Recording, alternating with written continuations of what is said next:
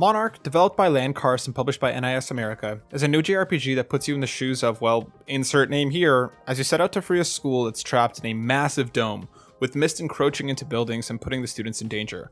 It has a lot of cool ideas, interesting characters and writing, but is ultimately let down by its gameplay, graphics, puzzles, and the game can just be a slog to play through. Let's start with the good though. Monark has some fantastic writing and some really interesting plot points that will make you want to see what comes next. You start the game by taking a psychological test which helps decide your starting stats and your companion.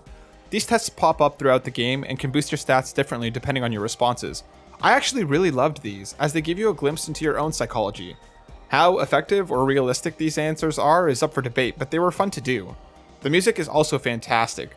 J-pop comes in hard during boss encounters, and each boss has a unique theme that absolutely rips.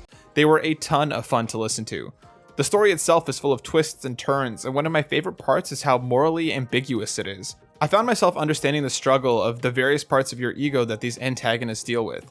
Not one of them is just evil for the sake of it. They all have their own trauma that is just being amplified.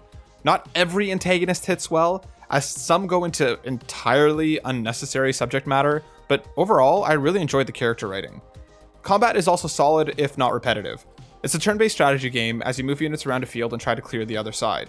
Unfortunately, Monarch falls to the tired cliche of main protagonist down, game over, and doesn't offer much in terms of reviving until much later in the game. Figuring out the proper arrangement and order of attacks, especially when follow-ups by nearby allies can stack quickly, was always fun. Grinding is also a must in this game, as you'll get absolutely destroyed without it. It's at least easy to do, and going from battle to battle is just a simple menu option away, as you have to actually dial into these encounters from your phone.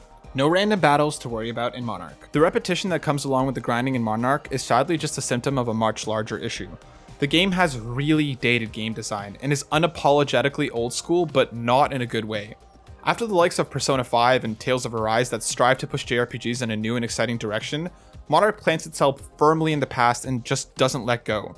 It does the whole cutscene, back to player control for 5-foot run forward, into another cutscene, rinse and repeat. The overall flow of the game is repetitive as well, as you'll go to a new area, battle the enemies in the mist, solve some puzzles, get taken back to the main building, make your way back to where you just were, to then continue on to another floor, running through the entire area you were just in. There's also no live map, as the one static map of the entire school ground is all you have. I would have loved a floor map for each area, as getting lost in these spaces is not difficult. I kept the game firmly locked in fast forward mode as well, as the general movement is just so slow. Another point of frustration was the overworld camera, as it firmly locks into a really uncomfortable position and there's no way to change it. My neck hurt just looking at the character running. Each time you get a new character, they're also given to you at level 1 and it's up to you to grind them back up to match your current characters. This brings me to another part of the game that I really didn't enjoy, Monarch's experience system. After every battle, you'll get a certain amount of points that you can use to upgrade characters.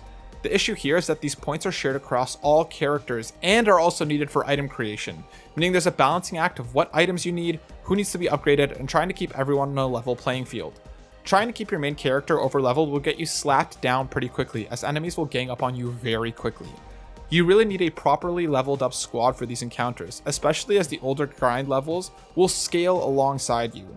While this type of system does offer you more freedom in how you upgrade and customize your characters, it gets frustrating grinding multiple fights in a row just to level one character a few levels. I found myself generally just buying the cheapest upgrades just to get the stat bonuses from a level up, rather than focusing largely on the abilities that I actually wanted or needed, especially because they get expensive quickly. Graphically, Monarch is also just not very pretty.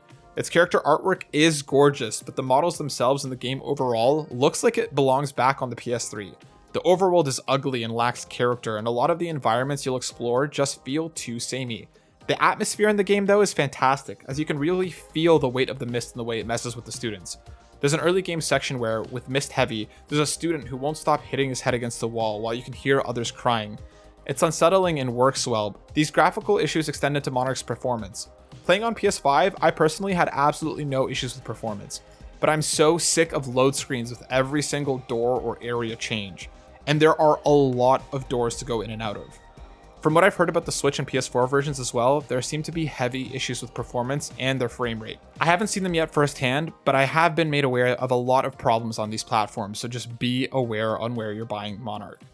Aside from all this, the game's puzzles can be absolutely infuriating and completely without direction.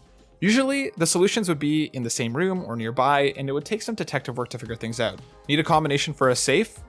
You'll have to speak to students, listen for clues, use your library and student information to find the correct student, and understand what they made their code.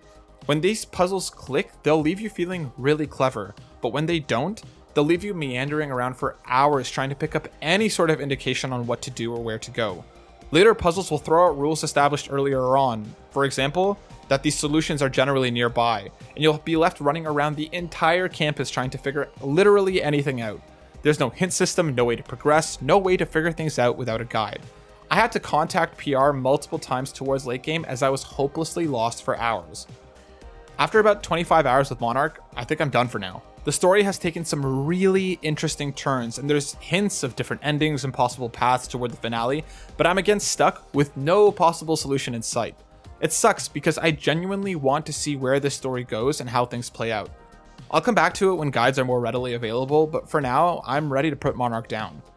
It's really hard for me to recommend this game to anyone but die-hard JRPG fans that are looking for a new IP and world to live in.